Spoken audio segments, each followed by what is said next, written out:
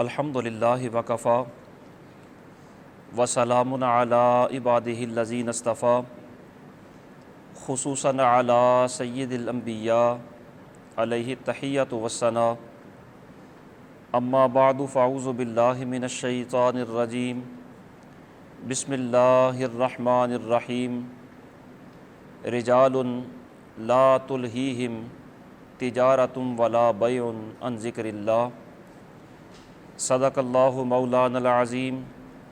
وبلغنا رسولہ النبی الکریم الامین ونحن علی ذلک لمن الشاہدین والشاکرین والحمد للہ رب العالمین ان اللہ وملائکتہ یصلون علی النبی یا ایہا الذین آمنوا صلوا علیہ وسلموا تسلیما الصلاۃ والسلام علیک یا سیدی یا رسول اللہ وعلی آلک واصحابک یا سیدی یا حبیب اللہ الصلاۃ والسلام علیک یا شفیع المذنبین وعلی آلک واصحابک یا رحمۃ للعالمین۔ بعد از حمد و ثنا، آج جمعۃ المبارک کی اس نشست میں حضور سیدنا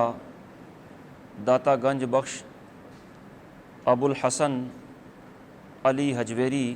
رحمۃ اللہ تعالی علیہ کے حوالہ سے چند گزارشات آپ کے گوش گزار کرنا مقصود ہے۔ آپ کے چونکہ عرس مبارک کے ایام ہیں، ان دنوں آپ کا عرس ہوتا ہے، اس لیے آپ ہی کے حوالہ سے چند معروضات آپ کے گوش گزار کی جا رہی ہیں۔ مالک کریم کلمات حقہ کو زباں پر جاری و ساری فرمائے اور اپنے نیک اور پاک باز بندوں کے حلقہ غلامی میں ہمیں شامل فرمائے۔ حضرت داتا گنج بخش علی حجویری رحمۃ اللہ تعالی علیہ تقریباً 400 ہجری کو غزنی کے مضافات میں جلاب نامی ایک بستی ہے، وہاں پیدا ہوئے، اور جلاب میں آپ کا ننہال تھا۔ ننہال میں آپ پیدا ہوئے، اس لیے آپ کو جلابی کہا جاتا ہے، اور آپ کے والد ماجد کی رہائش غزنی کے ہی مضافات میں ایک اور بستی ہے جس کو حجویر کہا جاتا ہے۔ تو اس والد کی یعنی آپ کی اپنی ذاتی رہائش کے اعتبار سے آپ کو حجویری بھی کہا جاتا ہے۔ تو داتا صاحب اپنے ددھیال کے اعتبار سے حجویری ہیں اور اپنے ننہال کے اعتبار سے جلابی ہیں، اور سلسلہ نسب کے اعتبار سے آپ سادات گھرانے سے تعلق رکھتے ہیں، سید ہیں۔ داتا صاحب رحمۃ اللہ تعالیٰ علیہ کے والد ماجد یعنی آپ کا ددھیال خاندان، یہ بھی عالم، عارف، عابد و زاہد خاندان ہے۔ آپ کے والد ماجد بھی عالم ہیں، اور آپ کے ننہال میں آپ کے ماموں، ان کو تو تاج الاولیاء کہا جاتا تھا، یعنی علمی اور روحانی خاندان کے اندر آپ کی ولادت ہوئی۔ اور ظاہر ہے جس خاندان میں آپ پیدا ہوئے، اس خاندان کے اثرات آپ کو بچپن میں ملے، تربیت کا حصہ بنے۔ آپ جب تعلیم و تعلم کی عمر کو پہنچے تو آپ کو مختلف مدارس میں داخل کروایا گیا۔ اعلیٰ تعلیم کے حصول کے لیے غزنی چونکہ بہت بڑا علمی مرکز تھا، سلطان محمود غزنوی کا دارالحکومت بھی تھا اور انہی کا دور حکومت بھی تھا، اور سلطان محمود غزنوی چونکہ خود بہت صاحب علم و فضل آدمی تھا، اس لیے اس نے اپنے دربار میں اور دارالخلافہ کے اندر بہت سارے اصحاب علم، اصحاب فن کو جمع کیا ہوا تھا، خود اپنی ایک درسگاہ بھی بنائی ہوئی تھی۔ تو داتا صاحب رحمۃ اللہ تعالی علیہ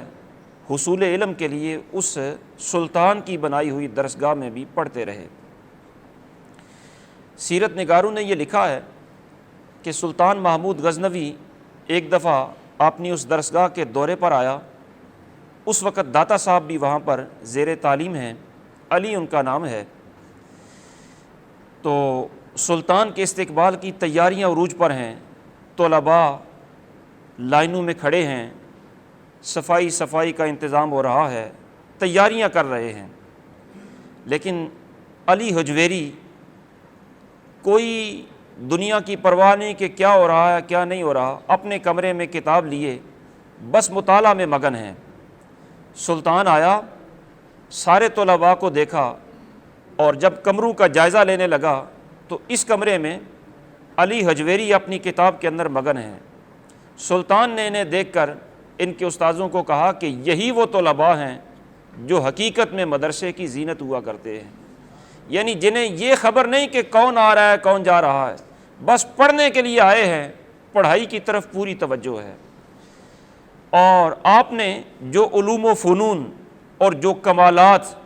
اپنے دور طالب علمی میں حاصل کیے، ان کی صرف ایک جھلک آپ اس واقعے سے لگا سکتے ہیں کہ سلطان محمود غزنوی اس کے دربار میں ہندوستان سے ایک بہت بڑا فلسفی گیا اور کہنے لگا کہ میرے کچھ سوالات ہیں جن کا میں آپ کے دربار سے جواب لینا چاہتا ہوں۔ چیلنج اس نے کر دیا کہ کوئی ہے جو میرے سوالوں کا جواب دے۔ ظاہر دارالحکومت ہے، بڑے بڑے صاحب علم و فن وہاں پر جمع ہیں، لیکن ہندوستان سے جو فلسفی گیا ہے اس کے سوالوں کا جواب دینے کے لیے کوئی بھی جب تیار نہیں ہے تو داتا صاحب رحمۃ اللہ تعالی علیہ نو عمری ہے، اس کے باوجود جب پتہ چلا کہ فلسفی ہندوستان سے آ کر یہاں پر ڈھینگے مار رہا ہے اور اس کے جوابات دینے کے لیے کوئی تیار نہیں، تو علی حجویری دربار میں پہنچے، فرمایا اس کے جواب میں دوں گا۔ داتا صاحب رحمۃ اللہ تعالی علیہ نے اس کے فلسفے کی دجیاں بکھیریں، اس کے سوالوں کے تارو پود بکھیر کے رکھ دیے، جواب میں اسے لاجواب کر دیا۔ پھر اس نے اپنے ایک اور فن کا مظاہرہ کیا، وہ کہنے لگا کہ اگر آپ اتنے ہی صاحب فن ہیں تو اس وقت نیپال کے علاقے کے اندر جو موسمی پھل ہے میں یہ چاہتا ہوں کہ وہ ابھی اسی دربار میں لا کر میرے سامنے کریں۔ علمی بات ہوتی تو ظاہر علم سے اس کا جواب تو ہو چکا تھا، اب وہ اپنی روحانیت اور اپنی پرواز پر نازاں ہیں۔ وہ کہنے لگا اس وقت نیپال میں جو موسمی پھل ہے یہاں غزنی کے دربار میں ابھی ابھی لا کر میرے سامنے کریں، میں مان جاؤں گا کہ آپ بڑے صاحب صلاحیت آدمی ہیں۔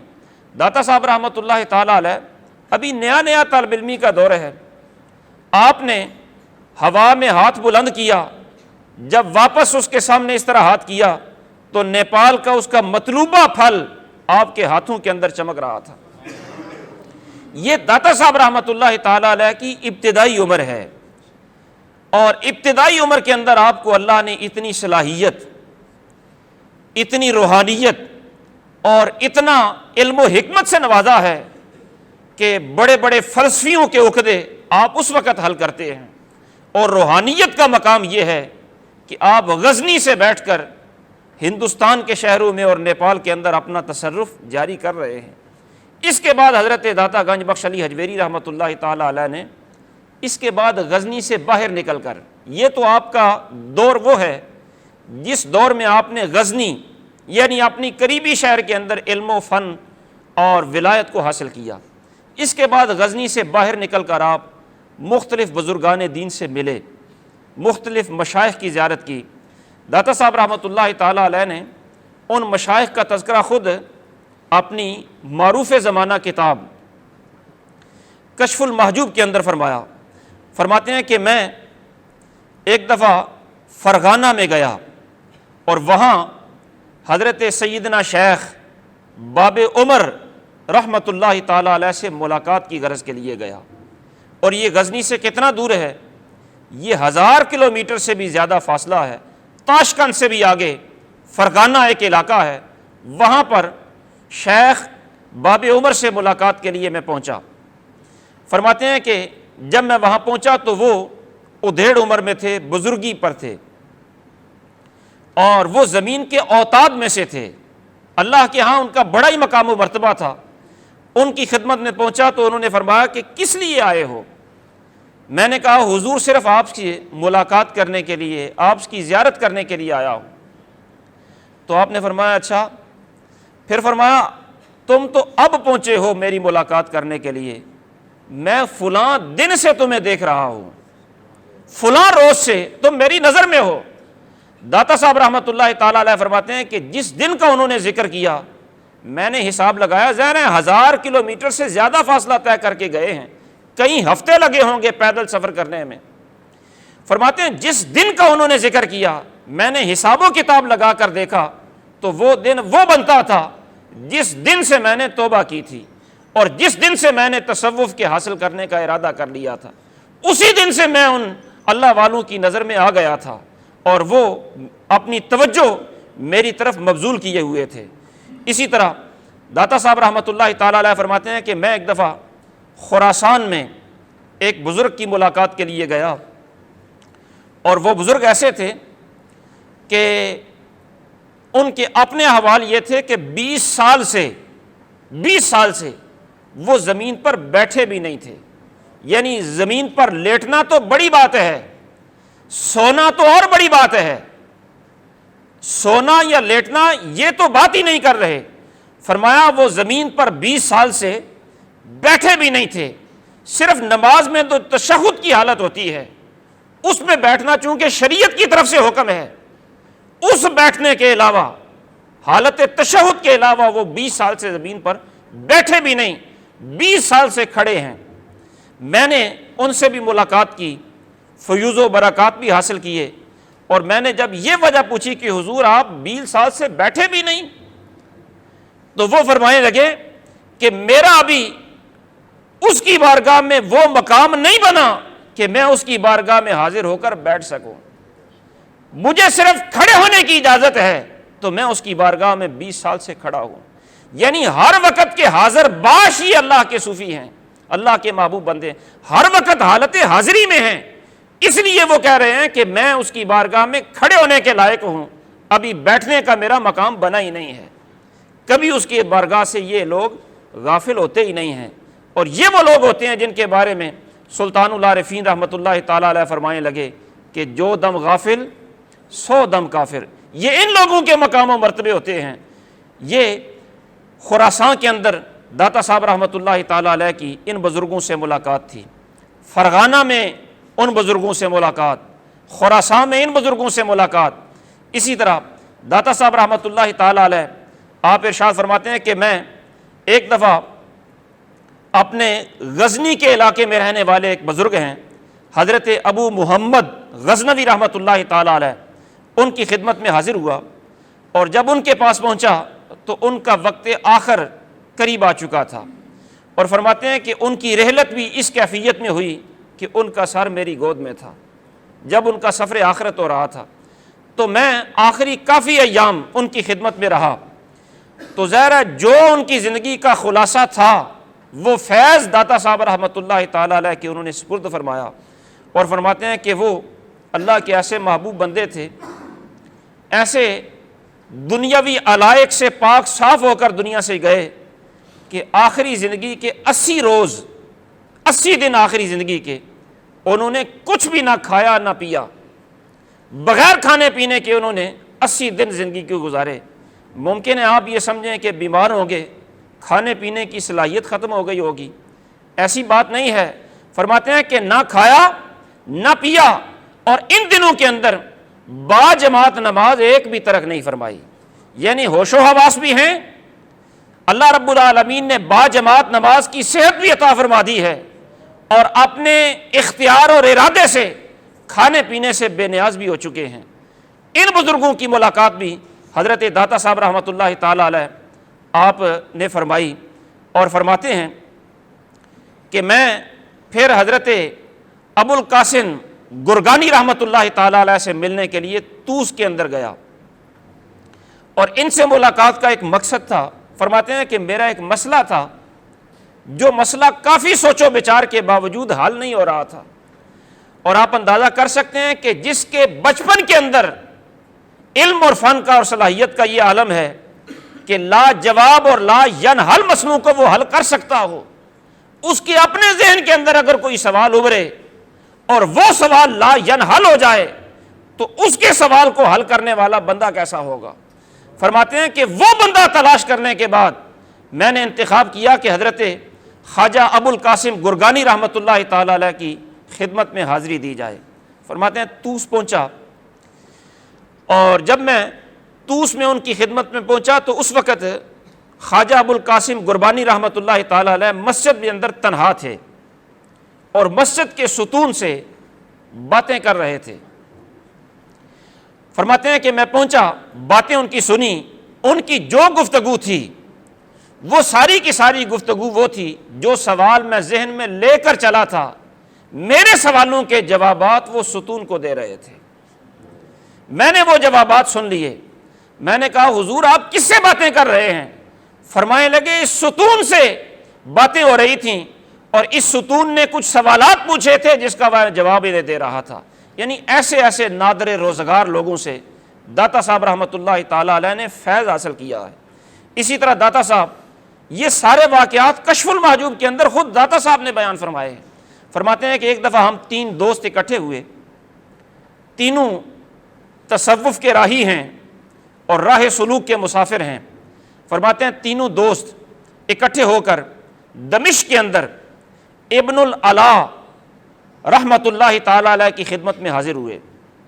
اور تینوں نے جاتے وقت یہ طے کر لیا کہ تینوں اپنی اپنی کوئی مراد تو سوچ لیں کہ ہم وہاں پر جا رہے ہیں تو انہیں جا کر کہیں گے کیا۔ فرماتے ہیں تینوں نے اپنا اپنا کوئی مدعا، اپنی اپنی کوئی تمنا سوچ لی۔ فرماتے ہیں میں نے یہ سوچا کہ حسین منصور ان کے کچھ اشعار ہیں تصوف کے بارے میں، تصوف کے کچھ مسائل انہوں نے بیان کیے ہیں، ان کی وضاحت میں ابن العلا رحمۃ اللہ تعالی علیہ سے پوچھوں گا، یعنی علمی اور روحانی مسائل کا حل ان سے پوچھوں گا۔ دوسرے ایک دوست نے یہ اپنا مدعا سوچ لیا کہ مجھے تلی کی بیماری ہے اور میں اپنی بیماری کا علاج کروا لوں گا، صحت مل جائے گی۔ اور تیسرے دوست نے یہ سوچا کہ میں تو انہیں جا کر یہ کہوں گا کہ مجھے بڑا اعلیٰ قسم کا حلوہ درکار ہے، وہ چاہیے، کھانا چاہیے مجھے اچھا قسم کا۔ فرماتے ہیں جب ہم ان کی خدمت میں پہنچے تو ہمارے وہاں پہنچنے سے پہلے جن مسائل کی تشریح اور جن اشعار کی تشریح میں کرانا چاہتا تھا، ہمارے پہنچنے سے پہلے انہوں نے ان اشعار کی تشریح کسی کو لکھوا دی تھی، اور جو ہی ہم پہنچے وہ لکھے ہوئے ورقے انہوں نے مجھے پکڑا دیے۔ فرمایا تمہارے مسائل کا جواب یہ ہے۔ اور دوسرا جو بندہ تھا جو اپنا علاج کروانے کے لیے، تلی کا علاج کروانے کے لیے وہاں گیا، اس کے پیٹ پر ان بزرگوں نے ہاتھ رکھا، اللہ رب العالمین نے اسے بھی شفا عطا فرما دی بغیر اس کی درخواست کے، اس کا مسئلہ بھی حل ہو گیا۔ اور تیسرا جو کھانے کے لیے گیا تھا اسے فرمانے لگے کہ تیرے لیے 2 آپشن ہیں، یا تو صوفیوں کا لباس اتار دے، صوفیوں کا لباس اتار دے، پھر اچھے کھانوں کی تمنا بھی کیا کر، دنیا کی لالچ بھی پھر کر، اور اگر دنیا کی لالچ کرنی ہے تو صوفیاء کا لباس نہ پہن، یا تو یہ اتار دے، یہ لائن یا تو رکھ لے، یا دنیا داروں کی لائن اپنا لے، پھر تجھے اچھے کھانے بھی مہیا کر دیں گے۔ یعنی یا دنیا ترک کر دے یا یہ تصوف کا لباس ترک کر دے، کوئی ایک آپشن تو اختیار کر لے، پھر جو تیری تمنا ہوگی وہ تیرا مسئلہ بھی حل کر دیں گے۔ ایسے ایسے با کمال لوگوں سے حضرت داتا صاحب رحمۃ اللہ تعالی علیہ نے کسب فیض کیا، اور پھر داتا صاحب رحمۃ اللہ تعالی علیہ ان بزرگوں سے ملنے کے باوجود ان میں سے کسی کے مرید نہیں ہیں۔ جس کے ہاتھ میں آپ نے ہاتھ دیا آپ اندازہ کر سکتے ہیں کہ وہ بندہ کتنا اللہ رب العالمین کا محبوب ہوگا۔ وہ حضرت سیدنا شیخ ابو الفضل حسن ختلی رحمۃ اللہ تعالی علیہ ہیں، اور وہ اللہ کے ایسے محبوب بندے ہیں کہ 60 سال جنگلوں میں گزار دیے، اور دنیا سے بے نیازی کا یہ عالم ہے کہ 51 سال ایک ہی لباس کے اندر گزار دیے، 51 سال زندگی کے ایک ہی لباس کے اندر۔ اگر وہ بوسیدہ ہوتا تو پیوند لگا لیتے، پھر بوسیدہ ہوتا پھر پیوند لگا لیتے، پھر بوسیدہ ہوتا پھر پیوند لگا لیتے۔ دنیا سے لا تعلقی کا یہ عالم کہ فرمایا کرتے تھے الدنیا یومن ولنا فیہ صوم، دنیا ایک ہی دن ہے اور اس پورے دن کے اندر ہمارا دنیا سے روزہ ہی ہے۔ ہم دنیاوی علائق کے اندر نہ مبتلا ہوں گے، نہ اس کی کشش سے ہم مرغوب ہوں گے، اس کی طرف مائل بھی نہیں ہوں گے، اس کی طرف نگاہ بھی نہیں کریں گے۔ حضرت ابو الفضل حسن خطری رحمۃ اللہ تعالیٰ علیہ کے ہاتھ میں داتا صاحب رحمۃ اللہ تعالیٰ علیہ نے اپنا ہاتھ دیا، اور ان کا مقام اور مرتبہ اتنا بلند ہے کہ داتا صاحب نے خود ان کی کچھ کرامات کا کشف المحجوب کے اندر ذکر بھی فرمایا ہے۔ فرمانے لگے کہ ایک دفعہ میں اپنے شیخ کے ساتھ محو سفر تھا، رستے میں بارش ہو گئی اور بارش شدید تھی، کچی زمین تھی،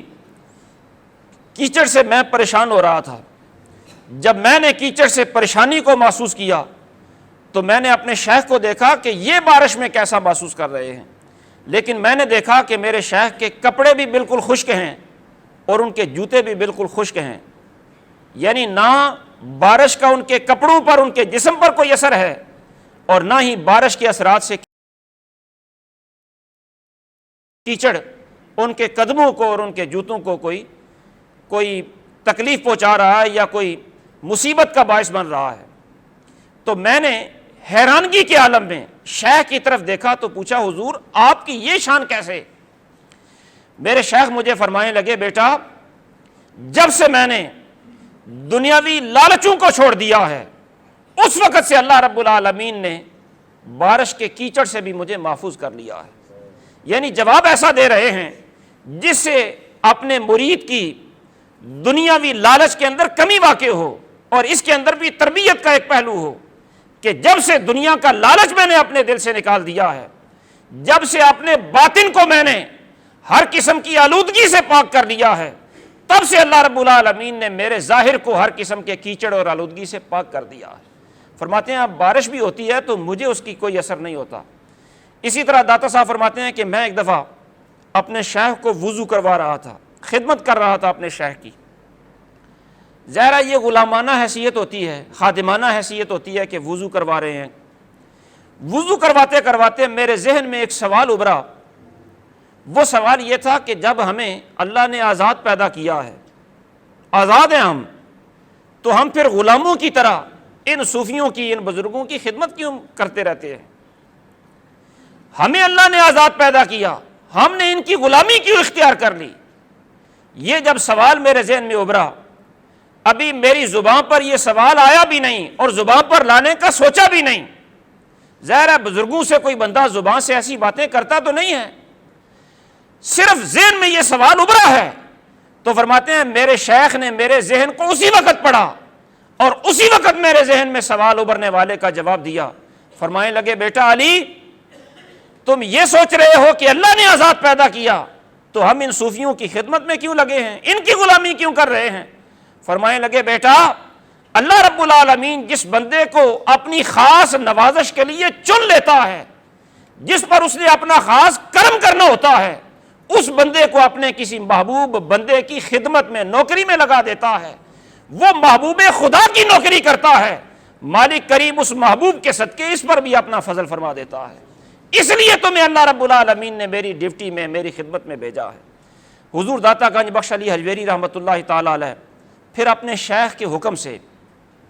شیخ کی خدمت میں کافی سال آپ نے گزارے، حتیٰ کہ شیخ کا وقت آخر بھی داتا صاحب رحمۃ اللہ تعالی علیہ کی گود میں ہوا۔ شیخ نے نصیحتیں فرمائیں، شیخ کے حکم پر ہی داتا صاحب رحمۃ اللہ تعالی علیہ لاہور میں تشریف لائے، اور لاہور میں تشریف لانے کے بعد لاہور شہر سے باہر، ظاہر ہے لاہور شہر کا جو پرانا شہر ہے جو دروازوں کے اندر ہے، اس سے باہر یہ ایک ٹیلا تھا جہاں داتا صاحب کا آج مزار ہے، ایک ٹبہ تھا جہاں پر آپ نے ڈیرا لگایا، شہر کے اندر بھی نہیں گئے، شہر ہی سارا داتا صاحب کے پاس آیا ہے۔ داتا صاحب رحمۃ اللہ تعالی علیہ شہر سے باہر دریائے راوی، اس کے کنارے پر دریائے راوی یہاں پر بہتا تھا، اس کے کنارے پر یہ ٹبہ تھا، شہر بھی دریا کے کنارے پر ہی تھا۔ تو داتا صاحب رحمۃ اللہ تعالی علیہ نے یہاں پر ڈیرا لگایا، اللہ کی عبادت کے اندر، بندگی کے اندر مصروف ہو گئے، لوگ آپ کی طرف مائل ہونا شروع ہوئے۔ اور یہ اللہ کا نظام ہوتا ہے کہ جو اللہ کا محبوب ہو جاتا ہے، لوگوں کے دل میں اس کی طرف میلان اللہ رب العالمین ڈال دیتا ہے، اس کو لوگوں کو جا کر کہنا نہیں پڑتا کہ ہمارے پاس آیا کرو، مالک کریم ان بندوں کو اپنے محبوب کے پاس بھیج دیتا ہے۔ لوگوں کا میلان ہوا، لوگ آنا شروع ہو گئے۔ قریبی چونکہ یہ باٹی دروازہ ہے، یہاں کے کافی سارے لوگ آپ کے عقیدت مند بن گئے، مسلمان ہو گئے۔ ان عقیدت مندوں نے یہ چاہا، جو باٹی دروازے کے رہنے والے عقیدت مند تھے، انہوں نے یہ چاہا کہ یہ جو دروازہ ہے ہمارا باٹی دروازہ، اس کا نام ہم حجویری دروازہ رکھ لیتے ہیں، چونکہ ہمارے شیخ علی حجویری ہیں تو ہم حجویری دروازہ اس کا نام رکھ لیتے ہیں۔ یہ آپ کی عقیدت مندوں کی خواہش تھی، جبکہ اسی بھاٹی دروازے کے اندر رہنے والے جو ہندو آبادی تھی وہ بٹی قوم سے تعلق رکھتی تھی، راجپوتوں کی ایک قوم ہے۔ انہوں نے کہا نہیں، وہ پیر تو تمہارے ہوں گے، عقیدت تو تمہاری ہے، یہ ہمارے خاندان کے نام پر دروازہ ہونا چاہیے، اس کو بھاٹی دروازہ ہی کہنا چاہیے۔ تو یہ تنازع چل پڑا داتا صاحب کی عقیدت مندوں میں اور غیر مسلم بٹی قوم کے اندر۔ یہ تنازع جب بڑا اور اتنا بڑا کہ قریب تھا کہ لڑائی ہوتی، داتا صاحب رحمۃ اللہ تعالیٰ علیہ کے پاس مقدمہ پیش ہوا کہ یہ مسئلہ ہے۔ داتا صاحب رحمۃ اللہ تعالیٰ علیہ نے فرمایا کہ ہم تمہارے دروازے کا نام نہیں بدلیں گے، اس دروازے کا نام بٹی دروازہ ہی رہے گا، اور وہ آج تک بٹی دروازہ ہی ہے۔ فرمایا ہم نے تمہارے دروازوں کے نام بدلنے کے لیے یہاں پر قیام نہیں کیا، ہم تمہارا مقدر بدلنے کے لیے یہاں پر آئے ہیں۔ ہم شہروں کے، علاقوں کے، بستیوں کے، گلی محلوں کے نام بدلنے نہیں آئے، لوگوں کی تقدیر سنوارنے کے لیے آئے ہیں۔ تو ایک آبادی کا نام آپ نے چھوڑا، اپنے نام پر نہیں کروایا۔ مالک کریم نے کرم کتنا کیا کہ وہ تو صرف ایک دروازہ تھا، آج پورے لاہور کو داتا کی نگری کہا جاتا ہے، پورا علاقہ ہی داتا کی نگری بن گیا ہے۔ یہ اللہ والے ہیں، نام و نمود سے، ریاکاری سے پاک ہو کر اللہ کے دین کا پیغام انہوں نے پہنچایا ہے، تو ساری بستی بھی ان کے نام ہے، علاقہ ان کے نام ہے، علاقے کے لوگ بھی ان کے عقیدت مند ہیں۔ اور داتا صاحب رحمۃ اللہ تعالی علیہ آپ کا مزار پر انوار آج مرجع خلائق ہے۔ اللہ رب العالمین آپ کے فیضان میں سے ہمیں بھی حصہ نصیب فرمائے۔ وما توفیقی الا باللہ العلی العظیم۔